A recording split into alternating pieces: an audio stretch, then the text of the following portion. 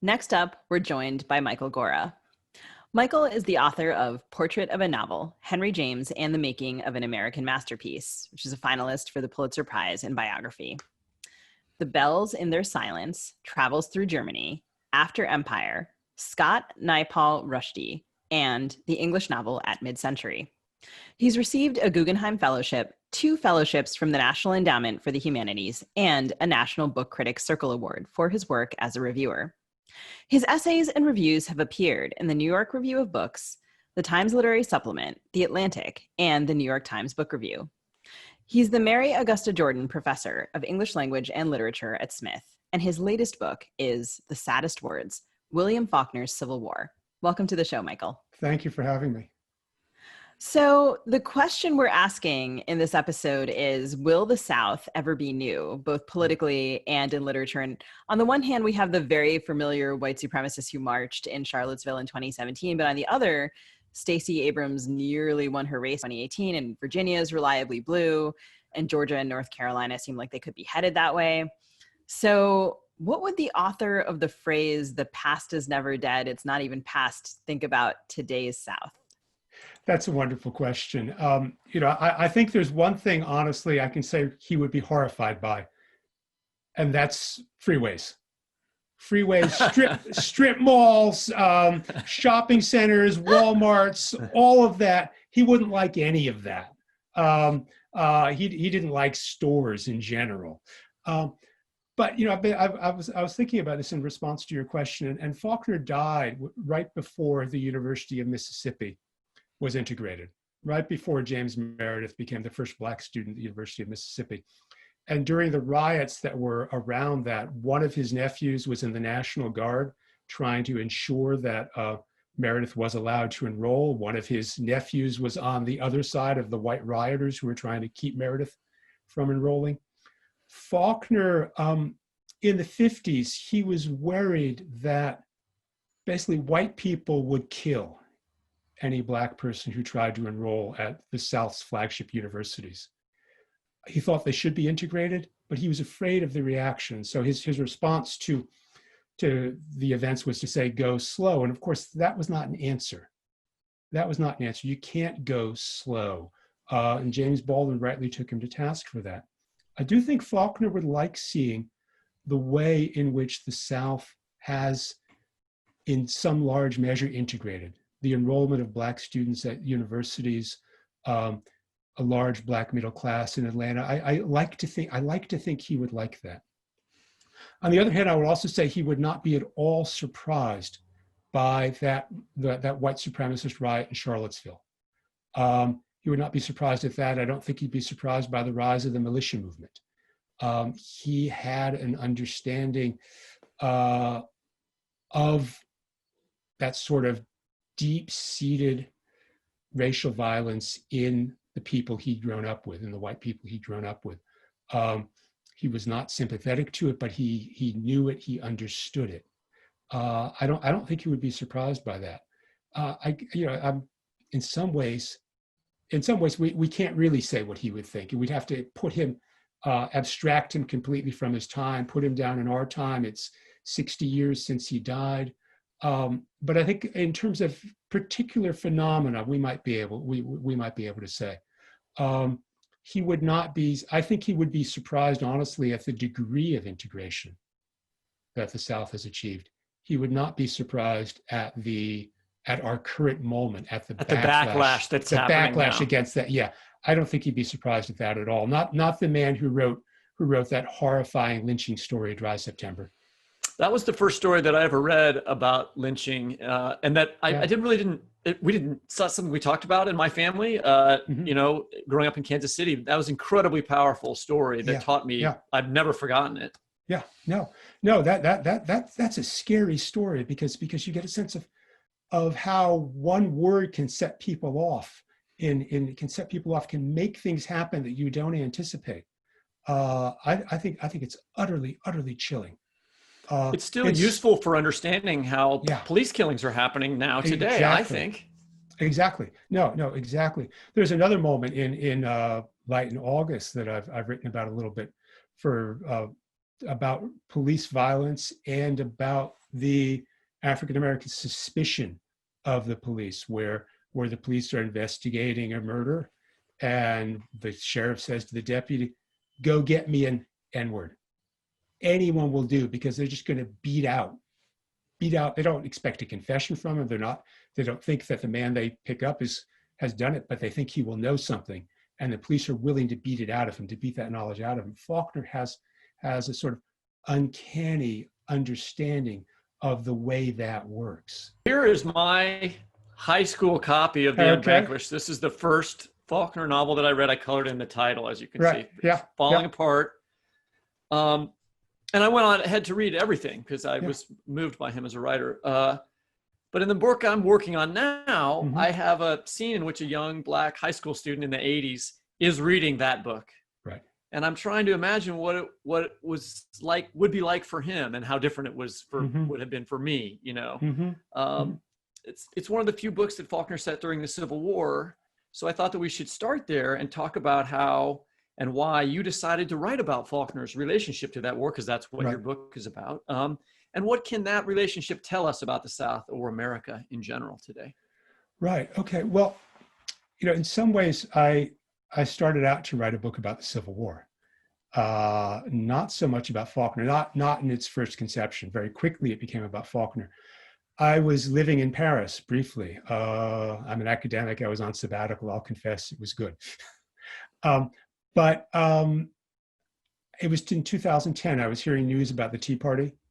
I was reading the disunion column in the New York Times, which followed the course of the war week by week. And I started, as I was reading disunion and reading the news about the Tea Party, I started to see all kinds of connections and echoes, as if that time and ours were sort of fusing together, which is in a way a very Faulknerian thought. And I thought most of my scholarly work before that had been about British things, post-colonial things. Even when I was writing about James, I was interested in James as a cosmopolitan figure. But it made me more interested in America. In writing, I realized I wanted to write as an American about America, and I sort of saw that as an act of citizenship as much as of scholarship.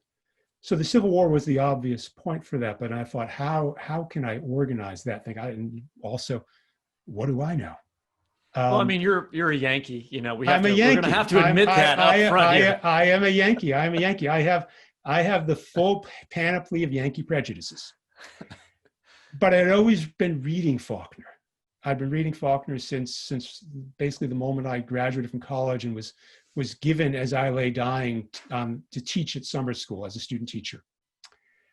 And I thought, well, I love Faulkner. And I thought, well, I could put those two together. And then I began to realize that the Civil War seemed to determine everything in Faulkner's world, but he rarely writes about it directly. And that became a sort of problem to crack, a kind of interesting nut to crack.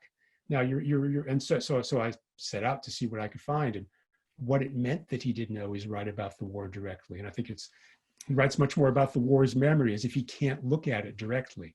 Now the book you mentioned, The Unvanquished, is the exception to that. They're a set of stories set during the war and during Reconstruction. He wrote them as pot boilers while he was also working on Absalom. That is, he knew this was a subject that would be popular with the Saturday Evening Post. And so he set to work to write them, but then of course he painstakingly revised them. And as you said, there are two boys in that novel. The book starts when they're 12. There's a white boy and there's a black boy. Bayard and Ringo. Ringo is short for Marengo after the Napoleonic battle. Ringo is one of the Sartorus family slaves, owned by Bayard's father. Though Faulkner is very careful to give him a father, another enslaved man as a father, so that we don't think that actually these two boys might be brothers. Faulkner, Ringo's a complicated character because he starts in one of those early stories. He starts and seems like a figure of comic relief. He speaks in dialect. Bayard doesn't. He makes mistakes that allow us to laugh at him a little bit. On the other hand, Bayard's father says, Ringo's smarter than you are. Ringo's smarter than you are, and Ringo has an independent mind. He has a good business mind. He comes up with all kinds of interesting ideas. He does totally identify with the Sartorus family, so much so that he's willing to see the Yankees as the enemy. He says at one point early in the book, he says, Colonel Sherman's coming and is going to set us all free. And then he's not certain who the we is that's going to be set free. Is Sherman going to set Bayard free? Or who does he mean? Late in the book, though, Bayard, Ringo, Faulkner gives Ringo this extraordinary moment of prescience.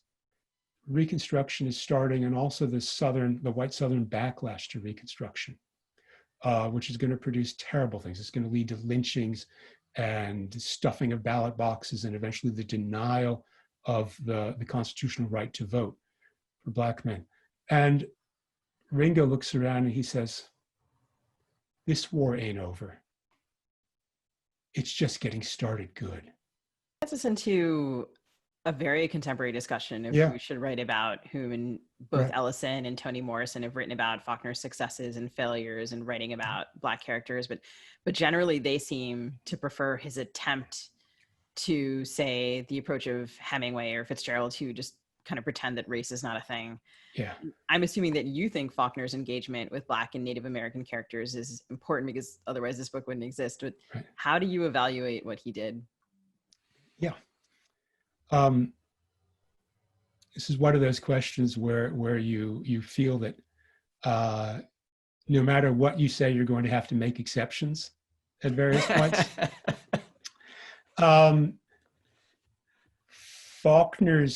I think some of Faulkner's early Black characters in his early fiction, they are uncomfortably close. I won't say to stereotype, but to type.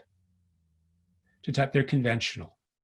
They're conventional figures. They're mostly servants. And then over the course of his career, he gets better at it. He starts seeing them more and more as individuals. I will say that from the start of his career, he has an uncanny ear for dialogue. None of his characters really talk alike. I've been reading and writing about Don DeLillo lately, and all Don DeLillo's characters talk alike. They all sound alike. I think to some degree that's true with late Henry James too. They all sound alike. Faulkner's people don't sound like each other. They each have a different individual speaking voice. And that's true. That's as much true of his Black characters as of his white characters. Now, the question you've asked, though, has larger implications. Is he entitled to write about this material? I've heard of young white writers now who are incredibly reluctant to write about Black characters because they might be slammed about it. I've also heard of Black writers who are leery of writing about white characters. My sense is that there are no rules. Everything depends on execution. Everything depends on execution, on how you do it. I will say that sure, no young white writer today would write about Black people in the same way that Faulkner wrote about them. No, I can imagine, a kind of throwback writer who might do it, or who is writing a historical novel who might. But if we're writing, Faulkner writing in 1930 about Black people in 1930, nobody writing in 2020 is going to write it in quite that way. What I will say, though, is that the ability to imagine, to step into another experience, is part and parcel of what fiction is about. That you have to be able to imagine otherness. Now, you have to do it well, you have to do it sensitively, you have to be aware of the limits of your own knowledge. But if, say, a white writer were not going to let him or herself use Black characters, that would in some ways amount to an act of segregation as complete as anything, more complete than anything the Jim Crow South ever dreamed of. That writer would be writing about an all-white world. and we would know that that world is not true to our own. So just to go back to The Unvanquished for a second, Colonel John Sartoris in that novel is a crucial figure, and also in the mythos of Yoknapatawpha County. I've never actually had to say that aloud before. So he's also, usually people leave that to me. How did I do? He's Not saying bad. He's saying Sartoris, and I've always said Sartoris, and I think you should stick with Sartoris. I always said Sartoris when I first read it, and then I went down to Mississippi, and the people at the Faulkner conference in Oxford say Sartoris. Too bad for them. I'm not changing. Okay. Well, I've been told that Sartoris is in effect my Yankee pronunciation, and I'm gonna go with the local version. I guess earlier in the show we were debating whether I grew up in Maryland. Is Maryland the South? Anyway, TBD. But the Colonel is based on Faulkner's great grandfather, and I wondered if you could read a passage from the book about him. Sure. Okay. One of the first characters he invented for his mythical land was a Mississippi planter called John Sartoris. He appeared in Flags in the Dust, the initial book in the Yoknapatawpha cycle, and later in The Unvanquished, a dashing Confederate cavalry commander whose name checked in a dozen other works as well. I say appeared, but Faulkner set Flags in the Dust in 1919, and Sartoris has been dead for more than 40 years by then. Dead, but always present in the minds of his survivors and indeed in the memory of Yoknapatawpha County as a whole. Anyone in Jefferson could tell you his story. He came out from South Carolina as a young man in the 1840s. He bought land and slaves and built a house 4 miles north of Jefferson's Courthouse Square. A widower with one son whom he christened Bayard, lifting the chivalric name out of Walter Scott. By 1861, he'd become a power in the county and the state alike, and rich enough when secession came not only to organize and lead the region's first regiment of Confederate volunteers, but also to pay for it. He took his soldiers north, and there his fictional regiment became a part of Lee's Army of Northern Virginia. The novelist imagined him as both courageous and competent, but Faulkner also made him arrogant, a man quick to let other people know what he thought of them. Volunteer regiments on both sides of the war elected their own officers. Sartoris had quickly grown unpopular, and in 1862 he was voted out of his colonelcy and took himself back home. This time he raised a body of irregular cavalry and kept it out west. His men would form up for a raid and then disappear back to their farms, not fighting so much as stealing horses and nipping at the edges of General Grant's advancing army, as the Yankees tried to figure out the best way to take the riverfront citadel of Vicksburg. Sartoris made himself a nuisance, with a price on his head, and after one such raid, he began to argue with his best horse thief, Zeb Fothergill, about the merits of the last mount they lifted from the Union Army. And so they decided to race. There was a bridge a mile ahead on the far side of a rise, and the two men left the rest of the troop behind and lit out, neck and neck at first, and out of sight in a minute. The soldiers could see their dust in the distance, however, and after a bit they saw 2 separate patches of it, and knew that the colonel was going to win. Then he disappeared, dropping down to the river, and when his soldiers caught up, they found that he had captured a whole company of Yankee cavalry all by himself. Here's how it happened. The colonel came up over the crest and was in the middle of an enemy camp before he even saw it, riding down between the cook fires where the soldiers were gathered, with their horses picketed and their stacked rifles a dozen yards away. There was no time to turn back, but he probably wouldn't have even if there had been, and the Federals were just as startled as he was. So Sartoris pulled his pistols and started to yell, telling his troops who hadn't yet arrived to surround the Yankees in front of him, threatening to shoot anyone who moved while continuing to move himself, pacing his horse through the fires, and spreading as much confusion as he could. Then Fothergill rode up, and a few minutes later the rest of Sartoris's band.